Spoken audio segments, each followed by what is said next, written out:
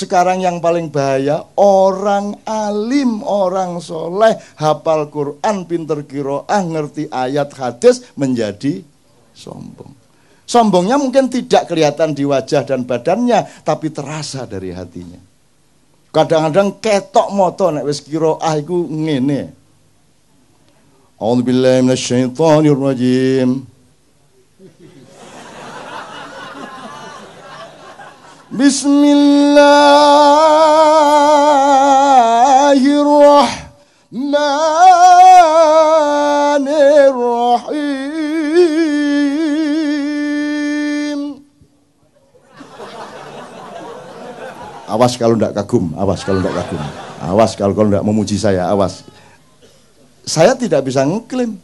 Allah yang boleh ngeklaim, tapi saya boleh merasakan. Perasaan saya mungkin salah, tapi saya pantulkan mungkin kesalahan itu. Syukur Anda menjumpai kebenarannya. Saya tidak pernah mengatakan bahwa yang saya omongkan benar. Kita itu sama-sama mencari kebenaran terus-menerus. Kapan-kapan Sabrang biar menjelaskan bener piye jane. Itu ya teman sekalian ya. Oke, sekarang gini. Waktunya habis kira. Udah jam 3 pas. Gini. Ada Allah, tidak mengakui Allah. Ada Allah tapi mengingkari Allah. Ada Allah tapi menyekutukan Allah. Itu kan nanti diterjemahkan secara nilai. Dari filosofi, mau akidah, filsafat, moral, sampai aplikasi sosial, sampai hukum, sampai segala macam. Kalau seorang hakim memutuskan, tok itu tidak ada Allah dalam file pikirannya, itu ketukan palu ateistik. Jelas toh? Kan begitu rumusnya tadi. Karena ini luar biasa. Ini apa namanya? Apa kuwi jenenge pra peradilan ini diterima apa tidak? Itu kan penting banget itu. Kalau Allah tidak terlibat di situ berarti ateis gitu ya kira-kira. Sekarang saya tanya, kalau dikebawakan lagi, kalau ada Allah berarti Anda secara moral jujur apa tidak jujur? Kalau ada Allah. Kalau secara ilmu objektif apa tidak objektif? Kalau secara olahraga sportif apa tidak sportif? Kalau secara hukum adil atau tidak adil? Kan sebenarnya sama semua itu. Yang namanya suci itu kalau dalam hukum adil, kalau dalam olahraga sportif itu suci, benar-benar suci.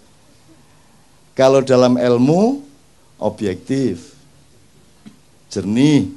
Kalau dalam kesenian pas ya Ben ya, mana Ben?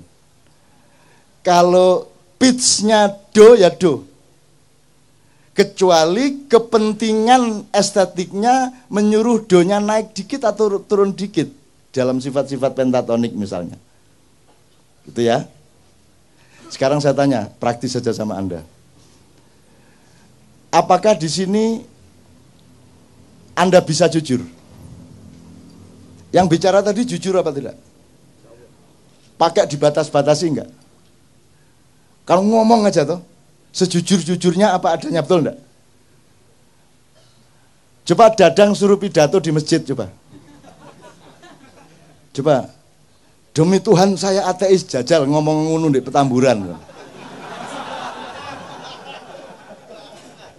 Tapi Dadang boleh jujur menjadi dirinya. Dan aku mengerti aslinya dia. Aku tidak percaya kepada kata-katanya. Karena dia sangat lembut dan penuh cinta dan penuh kesolehan perilakunya. Loh. Aku tidak percaya sama kata-katanya. Wong kata-katanya itu untuk menutupi kesuciannya. Dadang, top tedang kamu dang. Oh masuk Facebook ya kira. Itu sekalian ya, oke.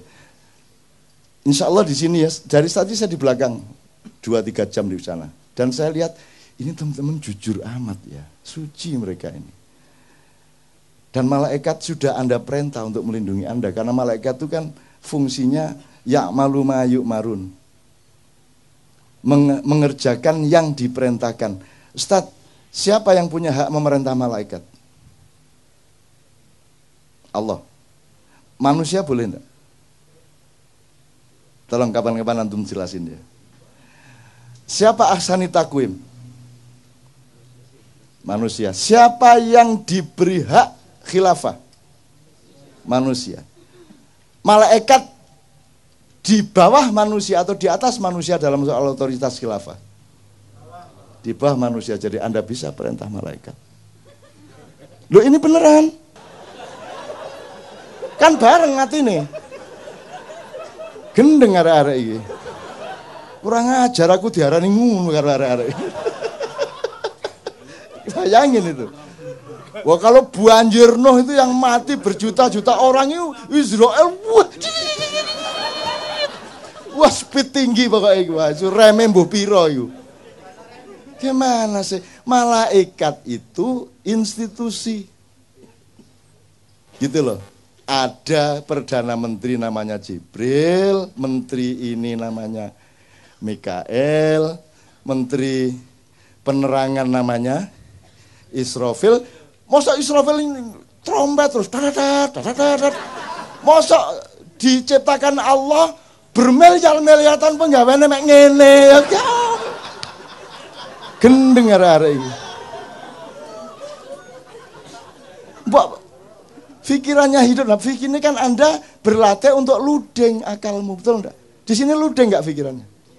Aku tanya di tempat mana yang kamu bisa ludeng semerdeka-merdekanya tapi tulus seperti di sini. Begitu kamu ke kantor, bisa kamu mikir gitu? Kebuntu kan gitu kan? Di sini Anda ludeng lah ya. Terus nodoh Israfilku penggaweane trombon. Gendeng arek-arek. Itu berarti dia yang melakukan, dia sound system, dia loudspeaker of all information from Allah, kan gitu. Jadi informasinya gak mek tuet-tuet tok. Engko dia terus usul, Gusti Allah mbok kula nyuling barang, mosok nerompet tok, itu kan. Engko dia nggawe proposal, wah niku enten gamelan kula nggih tak ngegong ah. Gila. Gimana ulama-ulama ini jelasin Islam ya Allah? Kok tidak boleh berkembang akal sehat itu? Gitu loh.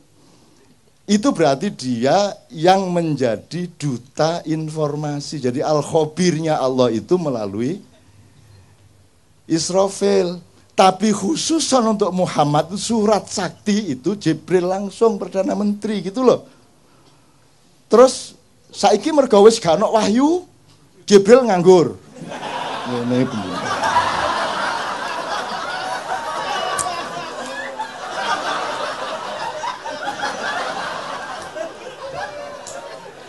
Semiliar tahun mulat. Terus gak ono nabi ya. Nunggu saya dikek akal gak digawe gitu. Jadi Jibril mau manggil karo awakmu itu. Aku mek diarani pensiun mulat. Terus mari ngono main biliar bola 3 kecetak-cetok ijen. Terus mari ngono aerobik. Arek-arek iki. Ndak. Makanya belajar madza al-wahyu wa ma adraka mal wahyu. Wahyu itu apa dipelajari dong. Kalau ilham itu apa, hidayah itu apa, fadilah itu apa, maunah itu apa, dipelajari gradasinya, strukturnya, perangkat-perangkat dan persyaratannya. Kamu pikir Allah itu membikin terus Allah itu wah ngenteni jek suwe kira Jokowi. Wah jek suwe ki Soeharto. Bagi Allah seluruh kejadian yang kita alami dari Adam sampai kiamat itu cuman des ngono tok. Kalamhin bil basar. Sekejapan mata, ngene gitu. Jadi ketepnya niki wis kita sudah berlangsung sekian triliun tahun. Itu sama dengan Nabi Sulaiman bikin sayembara, siapa yang bisa bawa istana Bilqis ke sini. Terus Ifrit saya yang akan angkut memindahkan istana Bilqis ke sini. Berapa lama kamu membawa? Kata si Sulaiman alaihissalam. Sebelum baginda berdiri dari singgasana, istana sudah sampai ke depanku. Sulaiman kan menghormati jane wis kesuwen jane gitu, tapi dia nggak ngomong dia. Bisi aku tok kesuwen nun ya. Nggih aku.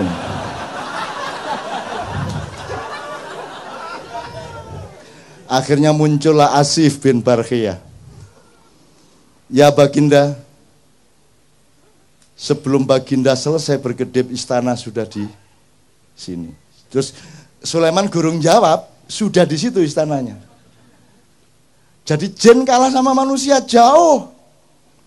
Dan malaikat disuruh Allah taat kepada khalifah. Makanya yang bikin proposal malaikat kepada Muhammad, kepada Ibrahim. Yang bikin proposal malaikat. Gunung bikin proposal kepada Muhammad.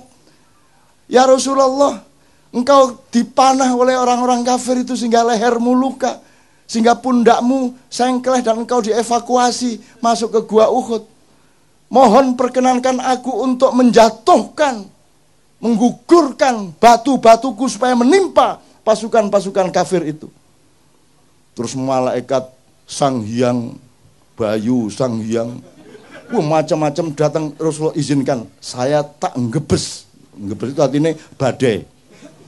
Saya tak nyunami. Wus macam-macam bahasa nih. Terus ruang sana nek malaikat cara apa? Kamu pikir siapa yang mengajari malaikat ngomong? Tahu benda ini, benda itu. Ustaz, apa ayatnya? Adam diajari Allah, Adam mengajari malaikat. Jadi karena kejadian air yang naik ke darat itu namanya tsunami, ya ada yang ngomong, kula tak nyunami nggih Kanjeng Nabi ngono. Wah, aku krungu dhewe rek. Pokoknya menawarkan bikin proposal mohon izin kepada Muhammad SAW untuk ikut membantu Muhammad menghancurkan orang-orang kafir. Muhammad mengatakan, tolong jangan lakukan. Sebab kalau Allah perintahkan pasti dia juga perintahkan saya, kamu akan saya suruh, tapi jangan lakukan. Karena aku sudah terlanjur mendoakan agar yang melukai saya tadi nanti punya cucu menjadi pemimpin Islam. Gitu loh. Jadi kalau orang utang tidak bayar-bayar, doakan ya Allah, jadikanlah anak dia besok-besok orang yang murah hati memberi uang sebanyak-banyaknya kepadaku. Ngono. Wong ditagih gak kena, ya toh?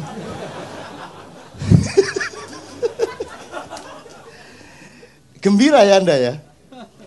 Loh ini namanya rahmatan lil alamin. Bukan hanya rahmatan lil ad loh.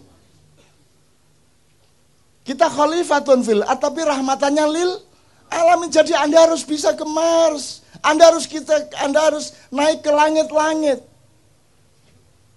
Anda harus ke langit 2, langit 3. Anda menembus dimensi-dimensi.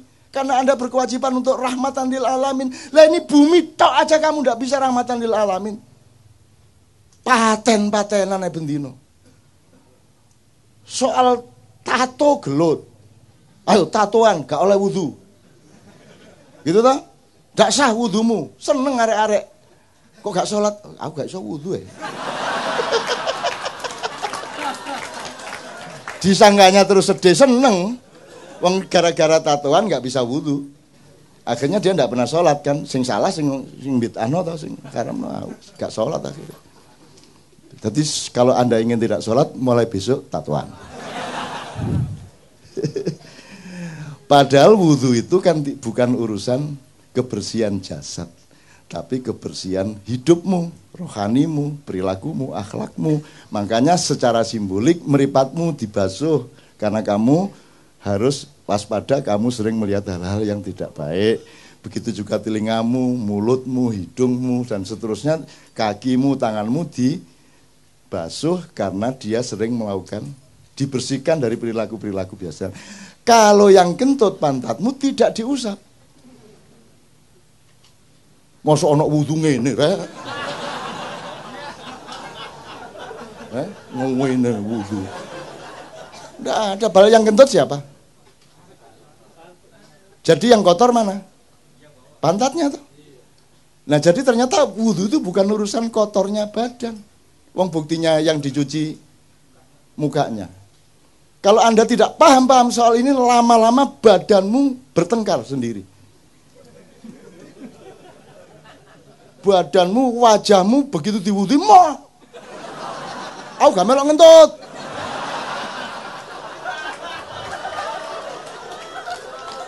Terus ngene, ku, saya lihat itu saya ngentut deh, tutu aku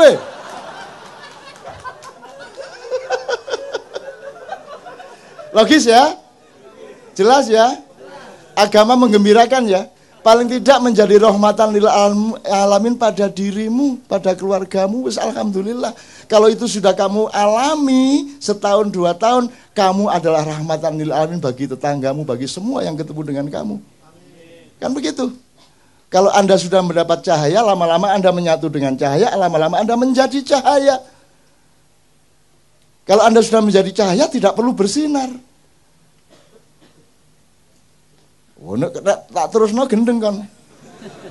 Kalau Anda sudah bersatu dengan Allah, Anda tidak butuh iman. Gendeng lagi. Terus YouTube, MH, tidak butuh iman. Wow, titik 2. Dipotong meneh, so buntut. Maksud saya, iman itu kan jalan, jembatan untuk kamu berjumpa. Supaya kamu tidak ragu-ragu terhadap perjumpaan denganku, kata Allah. Maka kamu menyatu dengan Allah. Kalau kamu hidupmu sudah terus-menerus ludeng Allah dan kamu secara dialektis, kamu tidak butuh iman lagi. Loh, ngarepe ngono iku. Ojo terus MH anti iman. Gendeng arek-arek iki. Saya ditanya wartawan MI. Cak, kalau puasa Mbak Novia memasakkan apa? Kalau buka, terus aku jawab, pokoknya saya itu ndak ingin yang susah-susah. Maksudnya, ya misalnya daging ayam itu kan kudu betot, dicekel apa? Belunge terus wus angel gue Mas, aku tempe tahu wis gampang, bleng ngecapi cepet. Terus besok keluar di koran MI. MH2 saya anti daging.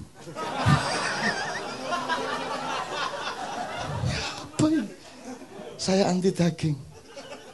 Oh, jangan vegetarian. Naruno terusan akhirnya. Saya enggak vegetarian. Saya tidak anti daging. Bayangin kalau saya vegetarian dan saya yakin kepada vegetarianisme, terus semua manusia itu vegetarian, dunia akan hancur.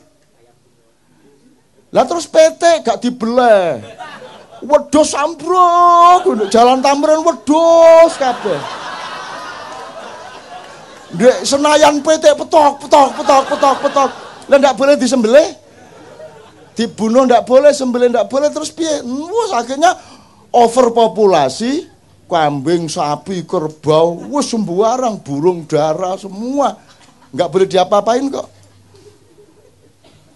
Jadi kalau vegetarian karena keperluan pribadi ndak ada masalah, tapi jangan dijadikan ideologi. Kalau tak laksanakan bener kan ngeluh dhewe kan ndasmu. Bayangno. Pewetek iki.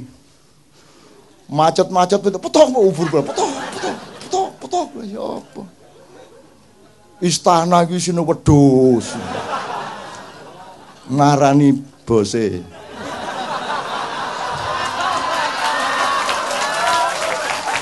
Ngono upamane ya. Oke, sekarang saya tanya, iki wis entek waktune rek aku wis kudu nang airport iki rek. Oke.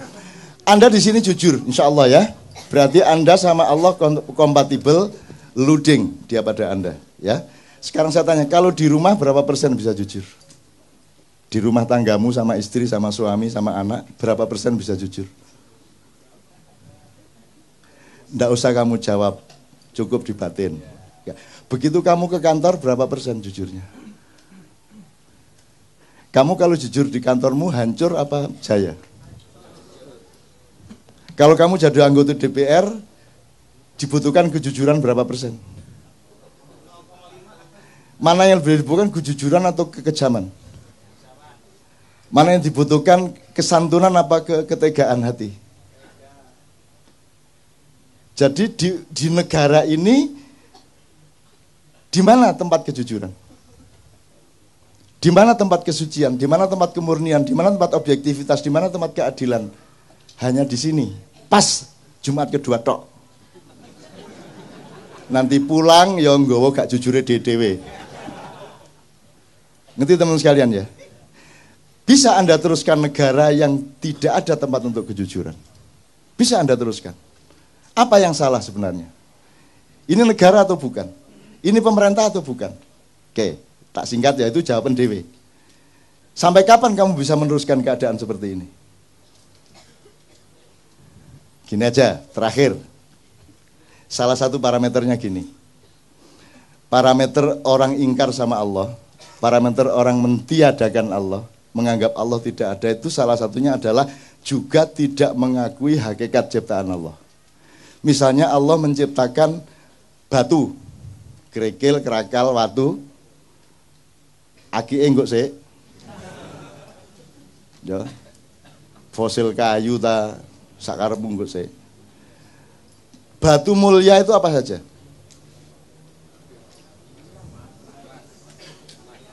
Emas, intan, berlian. Oke, mau milih apa? Intan gitu ya? Intan ya? Oke, 3 aja, kita ambil 3 dari variabel ini. Intan, emas, batu. Kalau intan, emas, batu, Anda bisa nggak ngukur dengan mata Anda ini emas beneran atau tidak? Nggak bisa ya? Ini berlian harganya mahal, itu gimana caranya kamu ngukur? Jadi yang benda kelihatan mata saja Anda tidak bisa ngukur. Sekarang Anda tahu nggak bahwa manusia itu dibikin oleh Allah, ada yang berkualitas batu, ada yang berkualitas tembaga, silver apa namanya, perak, emas, berlian, intan, mutiara. Betul enggak? Percaya enggak Anda? Bahwa ada manusia mutiara. Siapa contohnya manusia mutiara? Muhammadun Basyarun. Laisa kal basyari.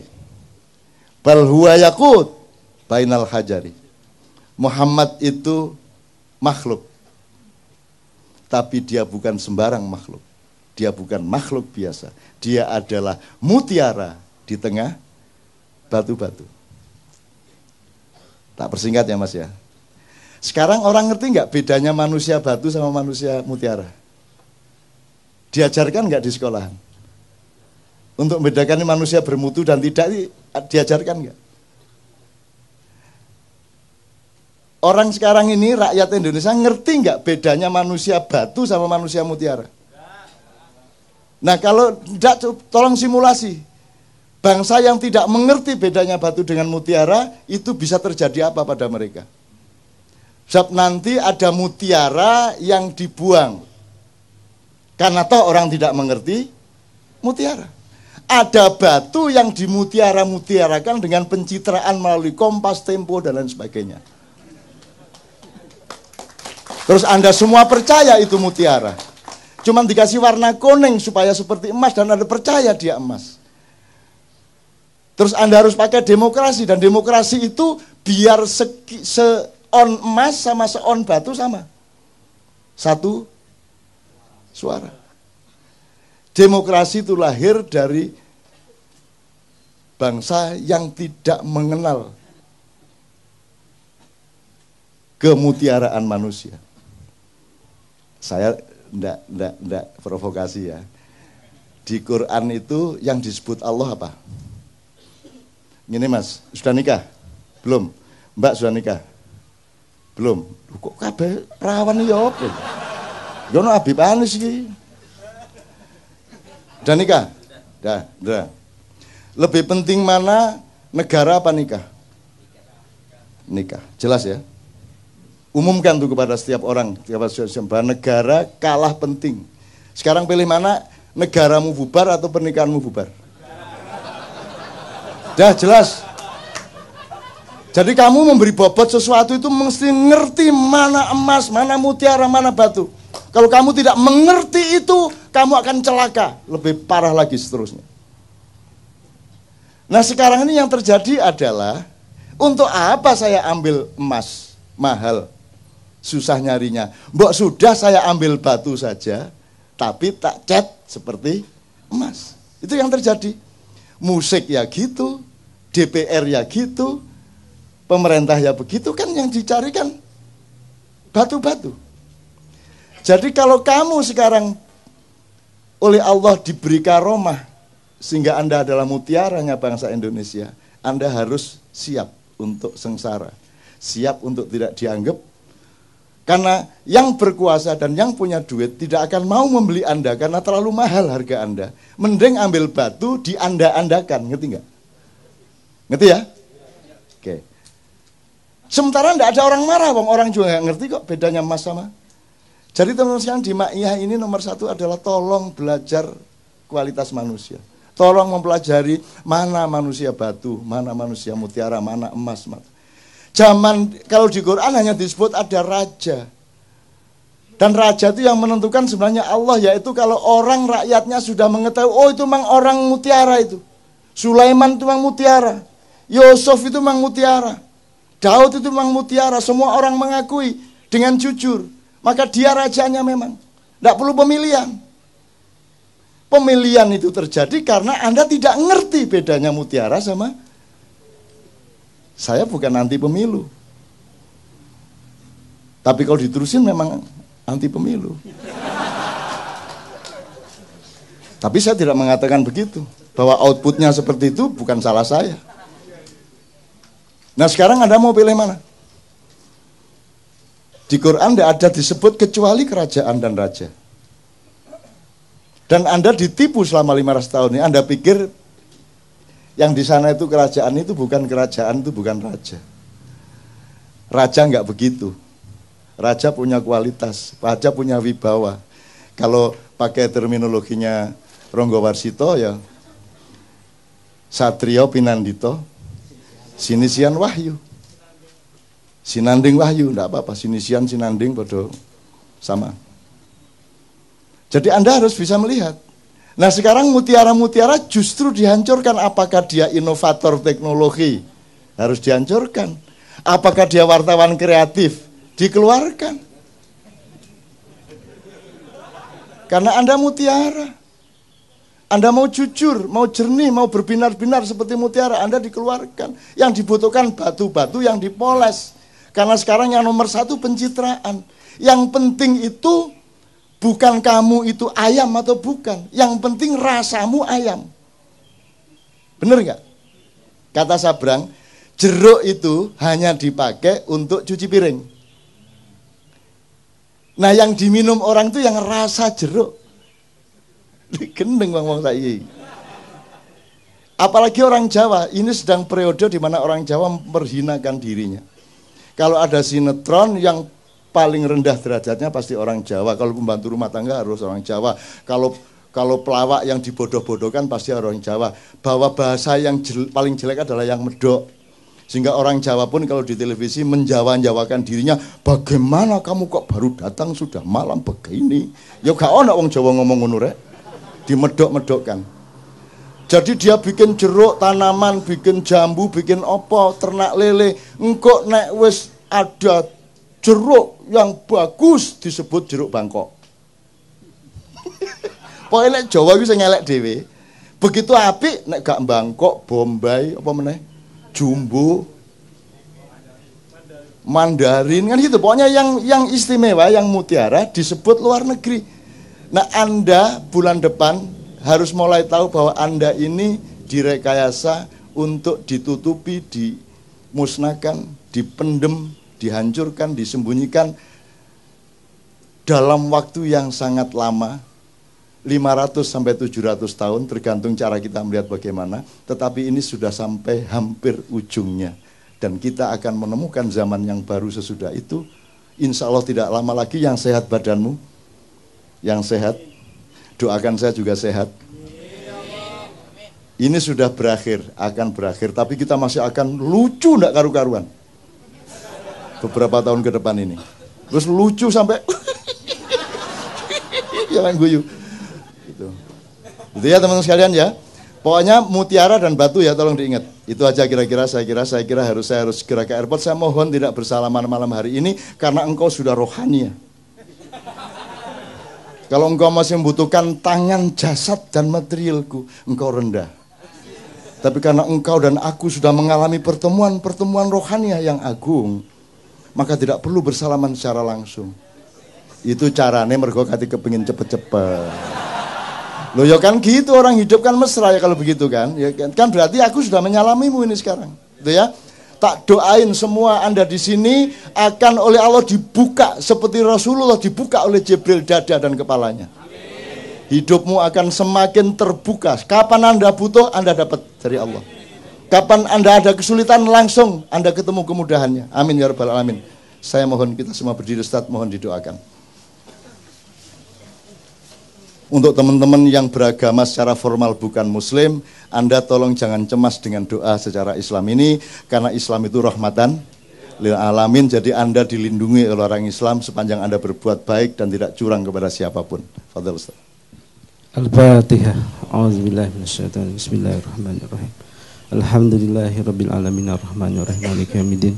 Iyyaka na'budu wa iyyaka nasta'in ihdinas siratal mustaqim siratal ladzina an'amta 'alaihim. Astaghfirullahalazim astaghfirullahalazim astaghfirullahalazim. Allahumma shalli ala sayyidina Muhammad wa ala ali sayyidina Muhammad. Allahumma taqabbal minna salatana wa siyamana wa ruku'ana wa sujudana wa qu'udana wa tadarru'ana wa tahassu'ana wa tamim taksirana ya Allah ya rabbal alamin. Allahumma antas salam wa minkas salam wa alaika ya'udus salam fahayyina rabbana bis salam wa adkhilna jannata darus salam tabarakta rabbana wa ta'alaita ya dal jalali wal ikram. Ya Allah ya Rahman ya Rahim, ya Malik ya Kudus ya Salam, ya Mu'minul Muhaiminul Azizul Jabbarul Qahhar. Wahai pemilik alam semesta raya yang memiliki jiwa-jiwa kami, maka jadikanlah jiwa-jiwa kami yang jauh dari kesan untuk kami membangkang kepadamu. Jadikanlah malam ini malam yang penuh dengan keberkahan, malam yang penuh dengan makna untuk menghadirkan hidayah kepada kami semua. Ya Allah ya Rahman ya Rahim, ampunilah dosa-dosa kami, dosa kedua orang tua kami, dosa guru-guru kami, dan dosa orang-orang yang menghendaki dosanya diampuni pada malam ini. Oleh karena itu ya Allah, bukakanlah pintu hidayah, inayah, dan karomah kepada kami yang jujur pada malam ini. Ya Allah ya Rahman ya Rahim, karena itu perkuatlah cinta kami kepadamu. Ana uhibbu ilaika ya Rabb, nahnu nuhibbu ilaika ya Rabb. Kami tidak mampu mengukur apa yang kami bisa perbuat untuk kami bisa diterima oleh Engkau, tetapi yakinlah bahwa pada malam ini kami sesungguhnya mencintai Engkau dengan cara apa yang bisa kami lakukan. Ya Allah ya Rahman ya Rahim, bukakanlah apa yang mesti dibukakan, dan itu baik untuk kami. Tutuplah apa yang mesti ditutup, karena itu tidak baik untuk kami. Ya Allah ya Rahman ya Rahim, di bawah bimbingan pembimbing kami Kiai Ca'nun, insyaallah mudah-mudahan kita semua mendapatkan makna pada hari ini dan dihadirkan kembali dalam satu kehadiran yang penuh dengan keriduan. Amin. Panggillah kami dalam kerinduan yang penuh dengan kerinduan kepadamu ya Rob, untuk kami bisa bertemu denganmu dalam satu ucapan, salamun qaulam mir rabbir rahim. Rabbana zalamna anfusana wa illam taghfir lana wa tarhamna lanakunanna minal khasirin. Irhamna ya arhamar rahimin, irhamna ya arhamar rahimin, irhamna ya arhamar rahimin. Rabbana atina fid dunya hasanah wa fil akhirati hasanah wa qina azabannar. Subhana rabbika rabbil izzati amma yasifun wa salamun alal mursalin walhamdulillahi rabbil alamin. Al-Fatihah. A'udzubillahi minasyaitonir rajim. Bismillahirrahmanirrahim. Alhamdulillahi rabbil alamin arrahmanir rahim maliki yaumiddin. Iyyaka na'budu wa iyyaka. Teman-teman sekalian, 2 menit. Insya Allah karena Anda sudah mempersembahkan kesucian hati, kejujuran pikiran, kearifan budaya, dan kesabaran mental selama 8 jam penuh untuk umat manusia, untuk bangsa Indonesia, untuk makna rahmatan lil alamin, maka insya Allah Anda sekarang punya hak untuk memohon khusus untuk keperluan Anda pribadi dan keluarga, atau apapun yang menyangkut kehidupan Anda. Bayangkan, renungkan, dan ucapkan di dalam hati masing-masing apa yang Anda perlukan dari Allah. Anda mohonkan kepada Allah, Mudah-mudahan Allah tidak tega untuk tidak mengabulkan, karena Anda telah membuktikan cinta Anda yang luar biasa, kesabaran yang luar biasa demi umat manusia, demi bangsa Indonesia, demi rakyat dan rahmatan lil alamin. Semua nanti ucapkan kun fayakun supaya Allah mengabulkannya betul. A'udzubillahi minasyaitonir rajim.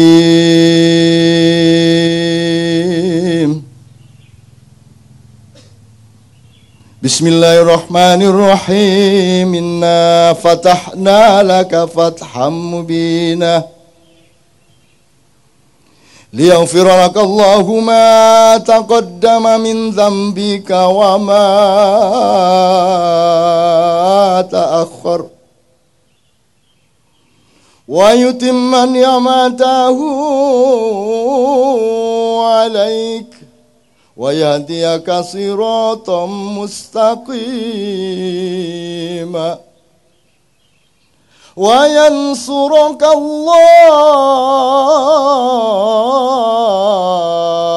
nasran aziza. Allahumma salli wa sallim ala sayyidina Muhammad wa ala ali sayyidina Muhammad. Innama amruhu idza arada syai'an ay yaqula lahu Innama amruhu idza arada syai'an ay yaqula lahu Innama amruhu idza arada syai'an ay yaqula lahu kun fayakun. Fasubhanalladzi biyadihi malakutu kulli syai'in wa ilaihi turja'un. Rabbana atina fid dunya hasanah wa fil akhirati hasanah wa qina adzabannar. Subhana rabbika rabbil izzati amma yasifun wa salamun alal mursalin walhamdulillahi rabbil alamin. Al-Fatihah. Billahi minasyaitonir rajim.